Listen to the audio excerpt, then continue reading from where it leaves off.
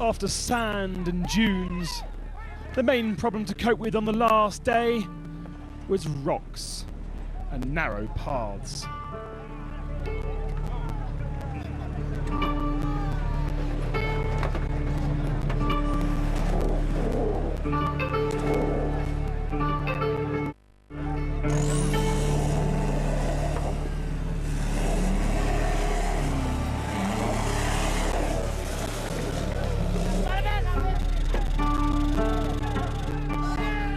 Thankfully, for some, the people of Peru are strong men and around to give a helping hand.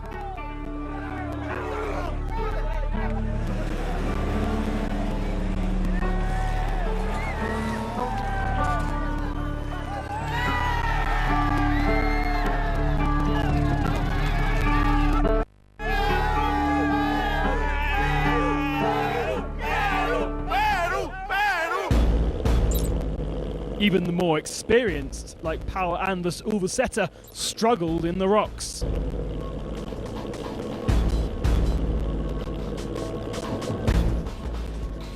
Eventually, Pau finished 45th of the day, losing 23 minutes. For Slovenian Mirav Stanovnik, the Dakar ended before entering Chile. On his 16th attempt, he fell and hit his head.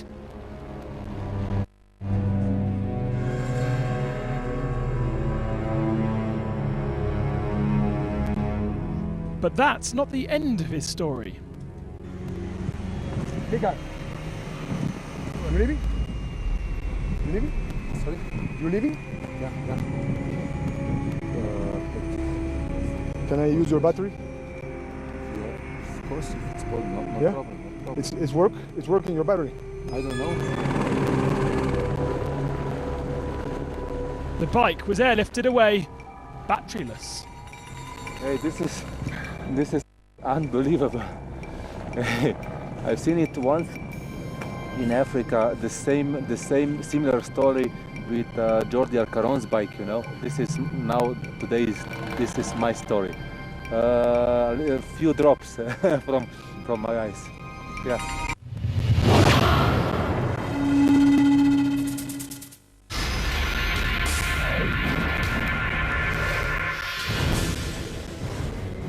Previously in the cars.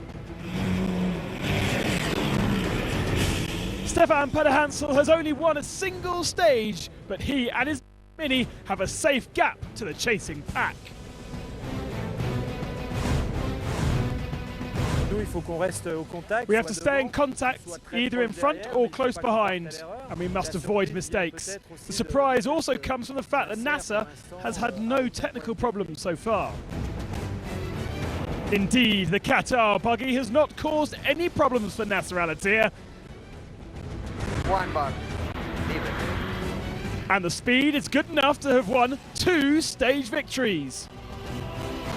We try to keep the pressure enough for Pederhansel. Waiting in the wings and potentially slipping further back, Giniel de Villiers hasn't had a totally free run of things. Still a long way to go, and we just got to do our race and make sure we do a perfect job from now. But can Nasser Al-Attiyah close that gap and take the rally lead today? Tense moments before the start of the special. We go right, left, okay, we do, but On the track, you go the track. if we have good chance to get lead, we do it, but not now. Okay. A rough day to come on Chilean soil, and more drama for sure.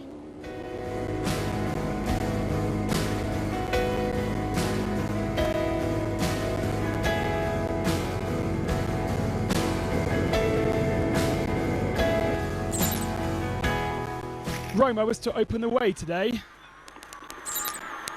Je répète, beaucoup d'une cassée, t'as entendu? Ouais. Qui ne sont pas visibles. A tough challenge for the Catalan, made even tougher in the June portion of the special. 71 kilometres in, Nani was stuck, and stuck for good.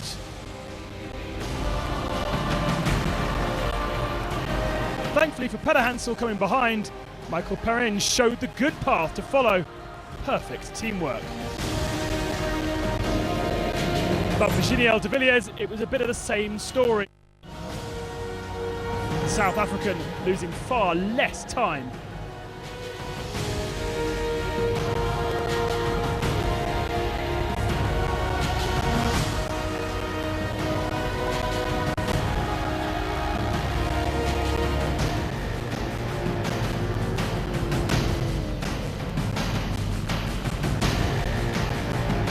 Nani, meanwhile, was still fighting his way out of the hole. At the end of the stage, he'd lost over an hour.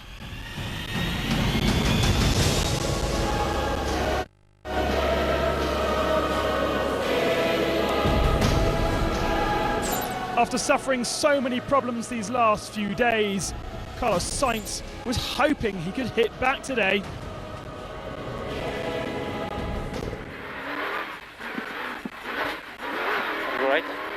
Right. Yeah, uphill. Sadly, things really haven't been going Sainz's way this year.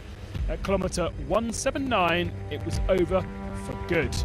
Carlos Sainz, broken engine, he's out of the rally. Everything was going well today, and at some point the engine decided just to say goodbye. I don't exactly know what happened. There was probably some sort of oil issue. Indeed, we did lose some oil out of the engine. It's over for me today. William Spinelli was nicely moving up the standings these last few days. In his Mitsubishi powered by an Aston Martin engine, he had rather a tough day today, losing over 45 minutes.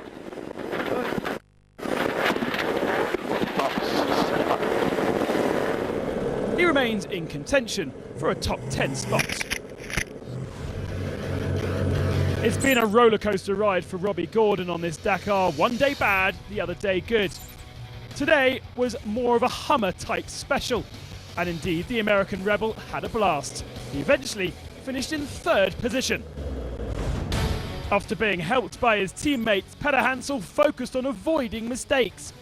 He spent most of the special leading the way. But on the sandy paths of Chile, it was hard to keep clear of the chasing Nasser Al-Attiyah. Another tough day for Gurlan Shishri. Yesterday he thought he had both broken wrists due to lack of power steering. Thankfully better in the morning, but he still lost close to half an hour. In the morning, Al-Attiyah insisted he wouldn't push too hard, happy with his position. Well, the Qatar driver proved once again what an unpredictable man he actually is. Taking off behind his rivals, he flew to stage victory. Even better news, he gained 8 minutes on Peder Hansel. So, 8.5 in at the gap between him and Peder Hansel. Gordon third, 13 minutes back. Orlando Terranova, great showing for the BMW in fourth, beating Nowitzki in fifth. The overall standings, Peder Hansel, tiny lead now over Al-Attiyah. De Villiers 42 back. Nowitzki up to fourth. Roland Chabot now in fifth position.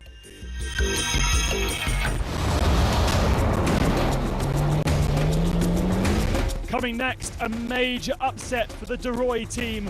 One of them on its roof in the sand.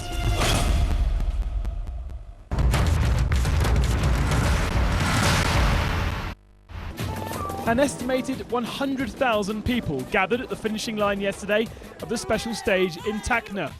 A fantastic atmosphere to welcome the Dakar heroes.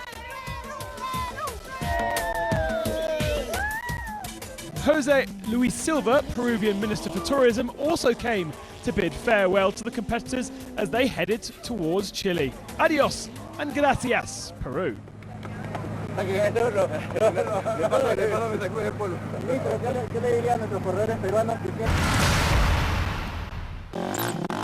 It's been a smooth Dakar so far for Laia Sens. The Catalan rider is currently 36th overall and comfortably leads the ladies' standings. I've already finished 39th twice, so I'm hoping to improve that position. We'll see how it goes. I just have to focus on each stage as they come.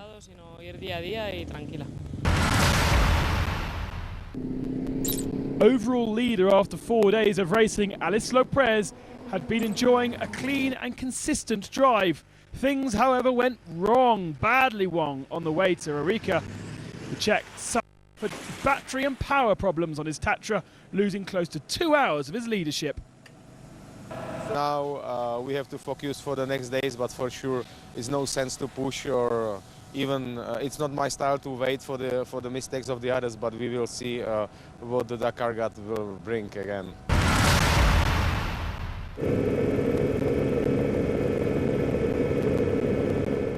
In the final few kilometres of the day's special, the Dakar competitors went by the Chuquicamata mine in the north of the Atacama Desert.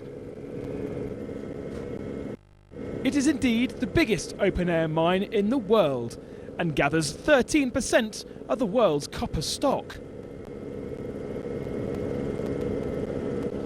In just 1 year, the mine produced over 1 million tonnes.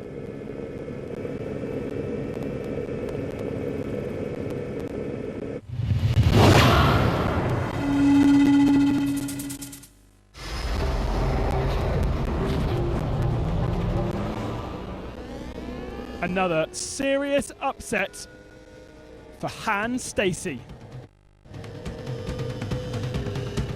After 79 kilometres, the Dutchman rolled his big Iveco de Roy truck.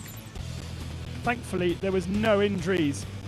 But will the 2007 Dakar winner continue? Very doubtful, despite the help of Hugo Kuipers.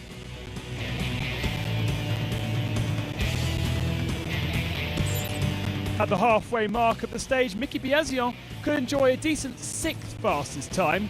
The Italian remained within shooting distance of his team leader Gerard de Roy, just in case. In contention for a podium spot, Airat Mardiev struggled on this sandy day. After the first half of the special, he only had the 9th best time.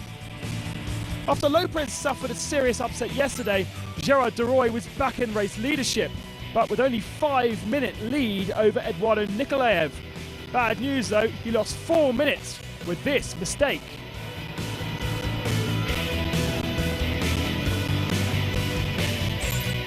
It was a good day for Peter Versluis. The Weckerman boss and driver was really storming, overtaking several of his rivals on track. He should move up the standings and enter the top 10 come day end. Alice Lopez was back in action 2 hours down this morning. The Dutch driver, however, remains in contention. Anything can still happen on the Dakar, even in favour of Lopez.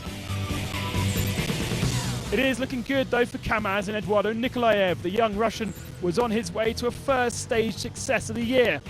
He had the best time at the halfway mark.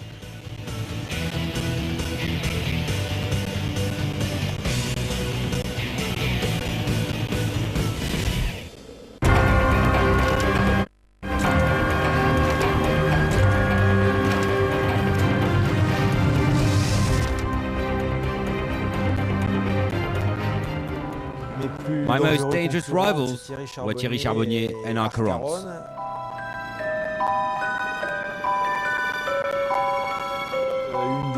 I managed one of the best moves of all my career against Arcarons. After 4 days of racing, Arcarons was always on my wheel. He never took any initiatives in terms of navigation.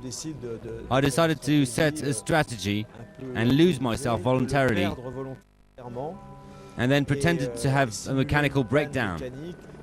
He took off on his own, and I went the opposite way, in the good direction. I went through the checkpoints and continued. In the evening, he was given a 3-hour penalty for missing a checkpoint. I was a comfortable leader. I won't win the race thanks to an appeal, but I don't want to lose it because of a rulebook problem.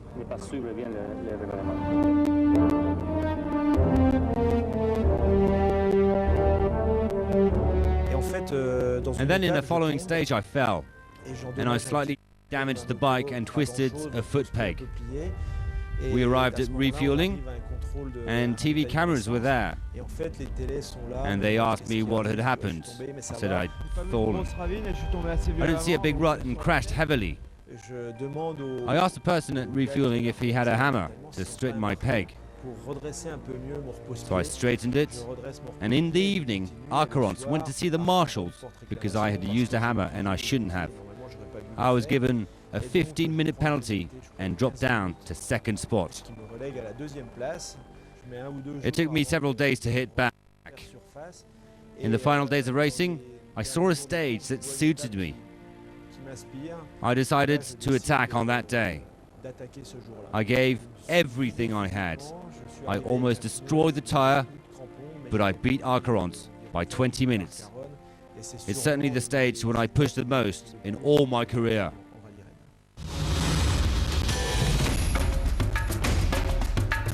Tomorrow, the remarkable Kalama Salta stage, starting at 3,500 meters in the mountains. Full-on, woolly hat, cold weather. How will that shape the rally? Can Cyril Desprez grab back the rally lead in Argentina? And what about Nasser Al-Attiyah?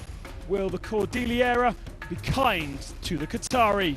All this and more when the Dakar adventure continues.